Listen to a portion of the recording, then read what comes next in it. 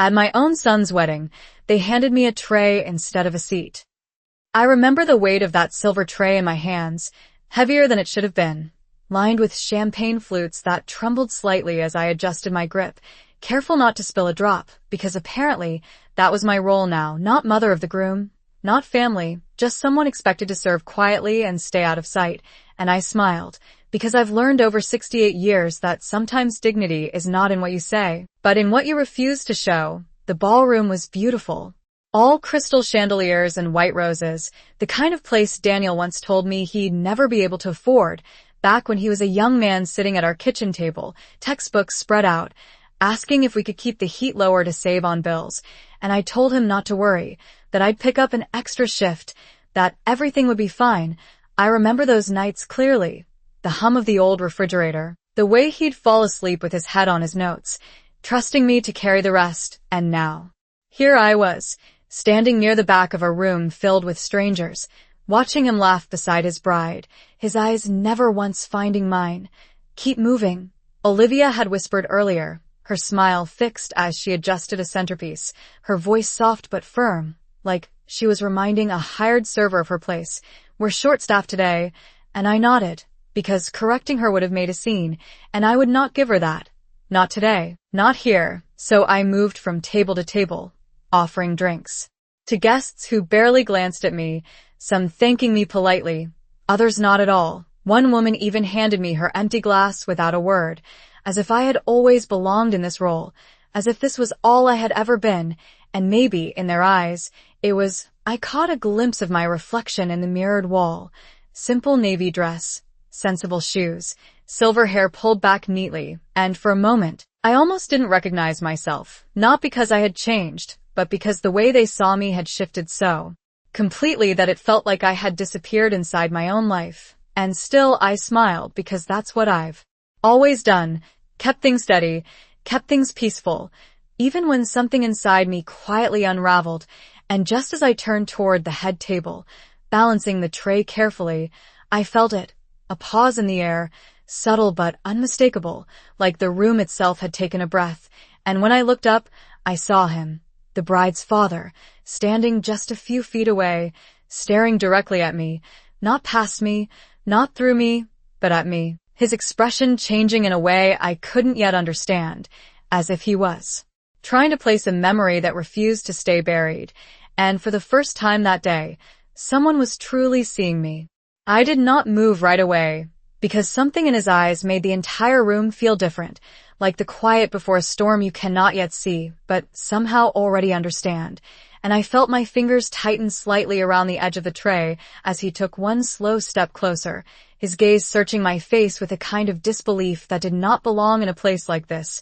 "Excuse me," he said finally, his voice low but steady, not speaking to me the way guests had been all afternoon. Not dismissive, not rushed, but careful, deliberate, like every word mattered. And I inclined my head politely, the way I had been doing for the past hour, preparing to offer him a glass, to continue playing the role that had been assigned to me without question. But he did not reach for the tray. Instead, he looked at me as if the tray did not exist at all, as if none of us did. "Have we met before?" he asked. And for a moment I almost smiled at the irony, because of course we had, but not in a way anyone here would ever imagine, not in a way that fit the version of me they had decided to see. And I opened my mouth to respond, to give him a polite answer, something simple that would not disturb the balance of the room. But before I could speak, Olivia's voice cut in from behind him, light and quick, like she was smoothing over something invisible. "Dad, everything is fine," she said, stepping forward with that practiced elegance I had watched all afternoon, her hand gently touching his arm, guiding him away from me as if I were nothing more than a passing inconvenience. "She is just helping out today," she added with a small laugh, the kind meant to close a conversation, not invite one. And I lowered my eyes slightly, because that was what was expected, to disappear again, to let the moment pass without leaving a mark. But he did not move, not the way she expected. Instead, his hand remained still at his side, and his eyes never left mine. "Helping out," he repeated quietly, as if testing the words and finding them lacking, and something in his expression shifted, subtle but undeniable, like a memory finally clicking into place after years of silence, and I felt a strange pull in my chest, not fear, not quite hope, but recognition of something about to change. Even if I did not yet know how, around us the music continued, soft and cheerful. Glasses clinked, laughter drifted across the room, but it all sounded distant now, like it belonged to another world entirely, because in this small space between us, something else was unfolding, something that did not fit the careful script Olivia had created, and I realized then that for the first time that day, I was no longer invisible, not to him, and that alone was enough to make everything feel unsteady, because when someone finally sees you, truly sees you, it becomes much harder for everyone else to pretend that you were never there at all. Olivia's smile tightened just enough for me to notice, even if no one else did, and her fingers pressed a little more firmly against her father's arm as she tried to guide him away, but he still did not move, and that was when I saw it clearly. The exact moment control slipped from her grasp, subtle, almost invisible, but real. "What is your name?" he asked, his voice calm, but carrying a weight that did not belong to small talk. And I hesitated, not because I did not know the answer, but because I understood that saying it out loud here, in this room where I had been reduced to nothing, might change everything, and for a second, I considered giving him something simpler, something forgettable, the way I had been treated all afternoon, but instead I lifted my eyes to meet his and said, "Margaret Hale," and the reaction was immediate, not loud, not dramatic, but unmistakable. His expression shifted in a way that made the air feel heavier, as if the past had just stepped into the present without warning. "Margaret Hale," he repeated slowly, like he was testing the memory against the face in front of him, and then he exhaled, a quiet breath that seemed to carry years with it. "That is not possible," he murmured, more to himself than to anyone else, and behind him, Olivia let out a soft laugh, quick and controlled. "Dad, you must be mistaken," she said, her tone light but edged with something sharper underneath. She just helps with events sometimes, and I almost admired how easily she said it. How naturally she rewrote reality to suit her needs, but he did not look at her, not even for a second. "No," he said, firmer now, his eyes still locked on mine.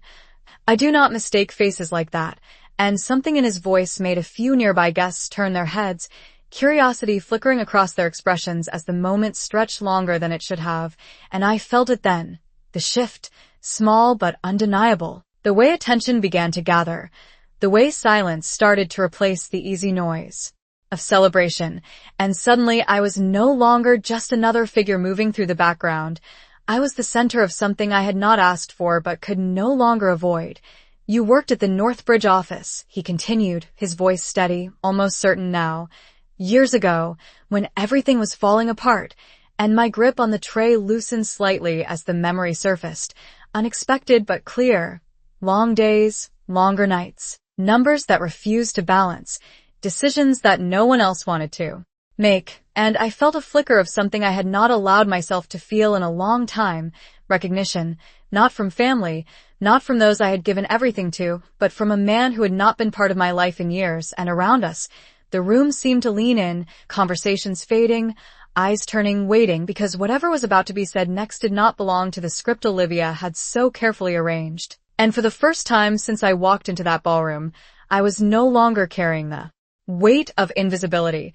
I was carrying something far more dangerous, the truth.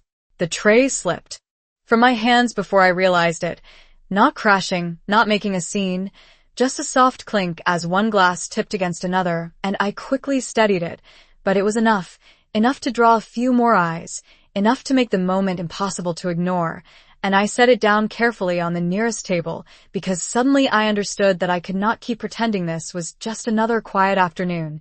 Not anymore. Not with the past standing right in front of me and refusing to stay buried. It was a long time ago, I said, my voice calm, even though my heart had begun to beat in a way I had not felt in years. Not fear, not quite, but the weight of being seen after so long, of being overlooked, and he nodded slowly, as if he had expected that answer, as if time had always been part of the story. "You stayed when everyone else left," he said, louder now, not shouting, but enough that the words carried. Enough that the nearby conversations faded just a little more, when the accounts did not make sense, when the partners were ready to walk away, when the company was days from shutting its doors. And I could feel it happening, the shift spreading outward, table by table, glance by glance, curiosity turning into attention, and attention turning into something sharper, because this was no longer a private exchange. This was becoming something else entirely. "Dad," Olivia said quickly, stepping closer now, her voice still controlled but no longer light. "This is not the time." And I saw it then, the crack beneath her composure, small but real, because she understood what I was beginning to understand, that this story did not belong to her, that she could not rewrite it the way she had rewritten everything else today. But he raised a hand slightly, not dismissing her harshly, just enough to stop her, and for the first time since I arrived, someone was interrupting her instead of me. "It is exactly the time," he said, and then he looked back at me, not with confusion now, but with certainty. "You saved that company," he continued, each word steady, deliberate, undeniable. "You stayed 3 weeks straight, slept in that office, went through every record line by line, found what no one else could find, and you never asked for recognition. You just did the work." And the memory settled fully into place then, not as something distant, but as something real and present. The long nights, the quiet determination, the belief that doing the right thing mattered even if no one noticed. And I felt something shift inside me.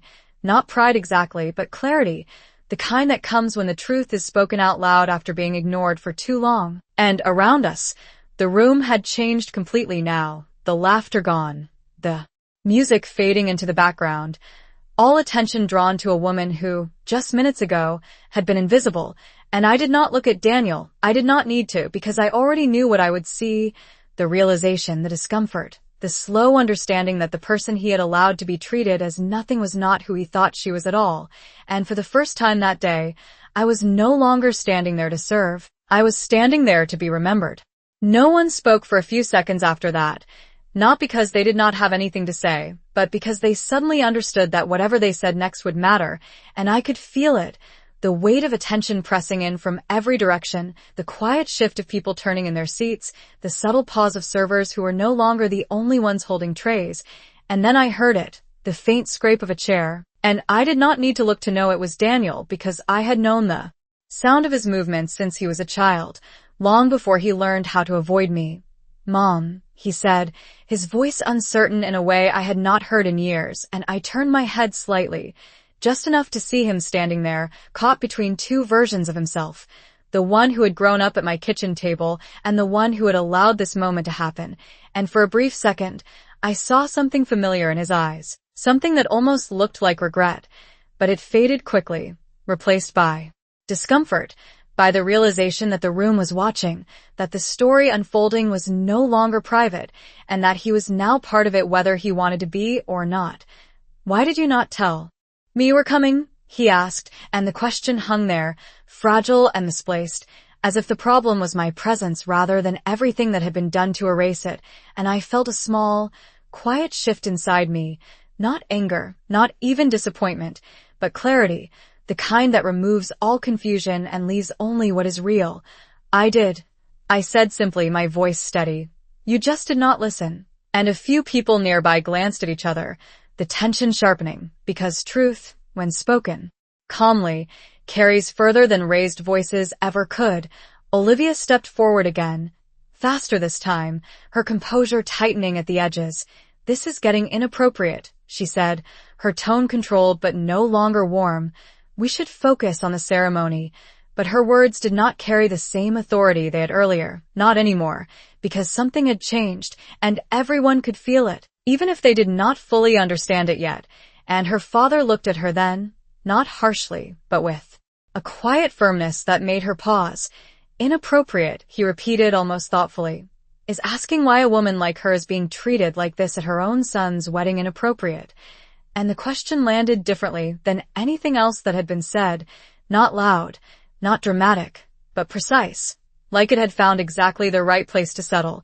And I saw it then, the moment Olivia realized she no longer controlled the narrative, that the version of events she had constructed was beginning to unravel in front of everyone, and she glanced toward Daniel, expecting him to step in, to restore order.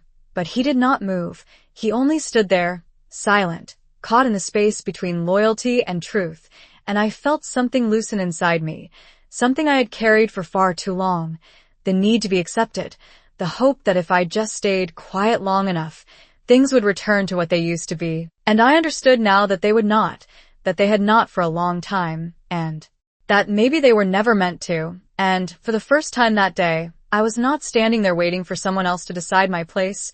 I was standing there knowing it for myself, and that made all the difference. The silence did not break all at once. It shifted slowly, like something settling into a new shape, and I could feel every pair of eyes still fixed on us, waiting for the next piece of truth to fall into place. And it was Mr. Whitmore who spoke again, not louder, but clearer, the kind of voice that did not need volume to carry. "Do you know," he said, turning slightly so that more of the room could hear him, "that without her, none of this would exist." And there was a subtle ripple through the guests. Confusion at first, then curiosity sharpening into attention, because weddings are meant for celebration, not revelations, and yet here we were, standing in the middle of something far more honest than any carefully planned speech. "The company that funded this entire event," he continued, his tone steady, "the one that allowed us to build everything you see here, nearly collapsed 20 years ago." And I felt the weight of those words settle over the room, not as a boast, but as a fact, simple and undeniable.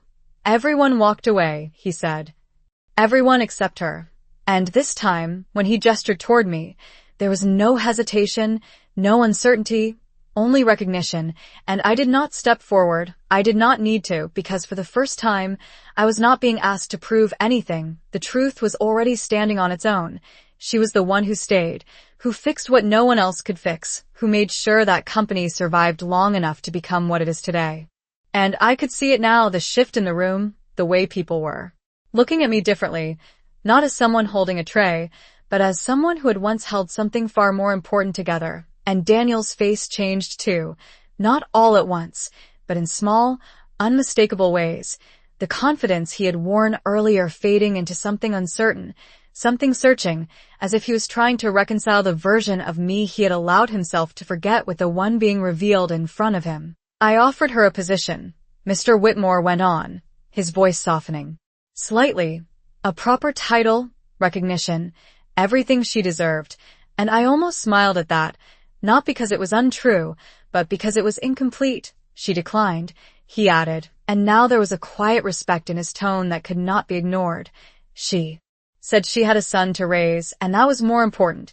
And that was the moment the room truly changed, not with noise, not with dramatic reactions, but with understanding, the kind that settles deep and lingers, and I saw it in the faces around me, the realization that the woman they had overlooked, dismissed, reduced to background, had once chosen family over everything else. And I did not look at Olivia. I did not need to, because I could feel her composure slipping, the careful control she had maintained beginning to crack under the weight of something she could not manage, something she could not rewrite. And for the first time, I allowed myself to stand a little straighter, not out of defiance, not out of pride, but because I no longer needed to shrink to fit the space they had given me, because that space had just been replaced with something far larger, something that could not be ignored. And I realized then that this was no longer about being seen by one person. This was about being seen by everyone, including the one who should have seen me all along.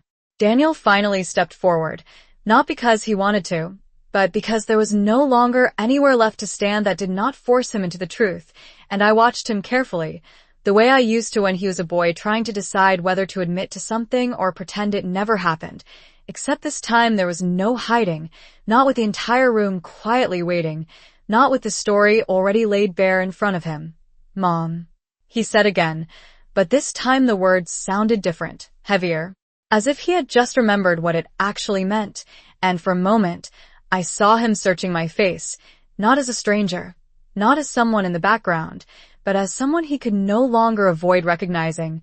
"Why did you never tell me any of this?" he asked, and I let the question settle between us, because it deserved to be heard for what it really was, not curiosity, not concern, but an attempt to make sense of something he had chosen not to see, and I answered him the only way I could, calmly, without accusation, without raising my voice, because you never asked, and that was all, no more, no less, and the simplicity of it seemed to land harder than anything else that had been said so far, because it left no room for argument, no space to redirect the blame, just a quiet truth that had been there all along. Olivia let out a small breath beside him, almost a scoff, but not quite, and she stepped closer, her posture still composed but no longer effortless. "This is being blown out of proportion," she said, her tone measured, carefully controlled. "Everyone has a past. That does not change what today is about," and I almost admired her for that, for the way she tried to pull the moment back into something manageable, something she could contain. But her father turned to her with a look I had not seen before, not anger, not even disappointment, but something far more final. "Today," he said slowly, "is exactly about this," and his words carried a quiet authority that did not invite interruption. Because a wedding is not just about two people standing at the front of a room. It is about the people who stood behind them long before anyone was watching, and I felt that settle deep, not as a defense, but as a recognition I had not expected to receive here. Not like this, and Daniel looked down briefly, his shoulders shifting slightly as if the weight of those words had found their place, and I could see it, the realization forming, slow but undeniable, that the version of me he had allowed himself to accept was incomplete, that the silence he had mistaken for absence had been something else entirely, and for a moment I thought he might say something more, something that reached back, something that acknowledged what had been lost, but instead he stood there, caught in the space between what he had been told and what he was now beginning to understand, and I did not step closer. I did not fill that silence for him, because some things cannot be explained, they have to be realized, and I had spent enough years speaking into spaces where no one was listening, and now, finally, I did not need to say anything else at all. The room did not return to what it had been. Not after that, because once the truth has been spoken out loud, it does not quietly disappear, it lingers, settles into every corner, reshaping how everything is seen, and I could feel it in the way people now looked at me, not with curiosity anymore, but with a kind of quiet respect that had not been there before, and I did not move to reclaim anything. I did not step forward to take a seat that should have always been mine, because I no longer needed to prove where I belonged, that had already been revealed, and in that stillness, something unexpected happened. Mr. Whitmore reached for the tray I had set down earlier, not to carry it, but to move it aside, placing it gently on a nearby table as if removing the last symbol of a role that never should have been mine, and the gesture was small, almost insignificant to anyone who was not paying attention, but I noticed, and so did others, because it was not about the tray, it was about what it represented, and what he was quietly undoing in front of everyone. "Margaret," he said, turning slightly toward me again, his tone now softened but unwavering. "Would you do me the honor of standing with family?"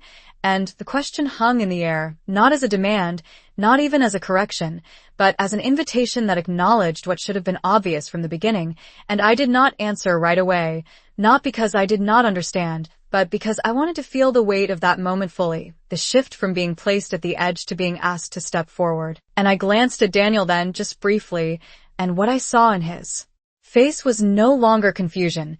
It was something quieter, something more difficult to look at. The beginning of realization, the understanding that respect cannot be borrowed from others, it must be given freely, and that he had not done that, not when it mattered. Olivia remained still beside him, her posture rigid now, her expression carefully controlled but no longer convincing, because the room had moved beyond her influence, beyond the version of events she had tried to maintain. And I realized then that this moment was not about taking anything back. It was about deciding what to do with what had been revealed, and slowly, without urgency, without hesitation, I stepped forward, not toward the stage, not toward the center of attention, but simply out of the place where I had been told to stay, and that alone was enough. Enough to shift everything, because sometimes the most powerful change is not loud. It is not dramatic. It is the quiet decision to no longer accept a place that was never truly yours to begin with. And as I stood there, no longer holding anything, no longer waiting, I understood that whatever happened next would not define me, because I had already remembered who I was.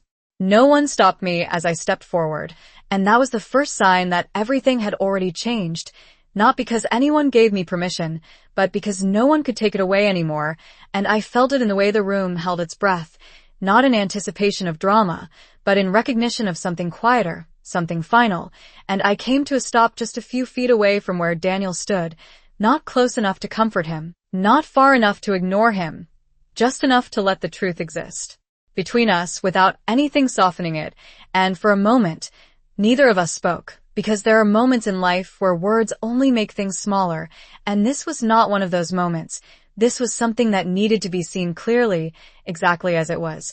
"I thought you did not want to be involved," he said finally, his voice low, uncertain, and I almost smiled, not out of amusement, but out of understanding, because that is what we tell ourselves when it is easier than asking the harder question, and I shook my head slightly. "No," I said, just that, no explanation, no defense, because I had spent too many years explaining myself to people who were not listening, and I would not do that again, not here, not now, and he looked at me then, really looked, as if seeing something he had overlooked for far too long, and I could see it in his eyes, the realization that absence is not always a choice. Sometimes it is the result of being slowly pushed out, quietly, politely, until there is no space left to stand, and I did not fill that silence for him. I let him sit with it, because some understandings cannot be given, they have to be reached, and behind him, Olivia shifted slightly, her posture no longer controlled but held together by effort, and for the first time, she did not speak, because there was nothing she could say that would restore what had already been undone, and Mr. Whitmore remained where he was, not intervening, not guiding, simply allowing the moment to unfold without interference. And I realized then that this was not about reclaiming a place in this room. It was about deciding whether I wanted one at all. And the answer came to me with a clarity that surprised even me, because it was not driven by hurt, not by pride, but by something steadier, something that had been quietly growing all along, self-respect. And I reached out then, not to hold Daniel's hand, not to pull him closer, but simply to rest my hand briefly against his arm, a gesture small enough to be easily missed, but deliberate enough to be understood, and I said the only thing that needed to be said. "I raised you to know better." And then I stepped back, not waiting for a response, not needing one, because this was not about what he would say next. It was about what I had already decided, and I turned away, not in anger, not in defeat, but in quiet certainty, and as I walked toward the exit, I did not look back because I no longer needed to see who was watching. I already knew that for the first time in a very long time, I had not been invisible at all.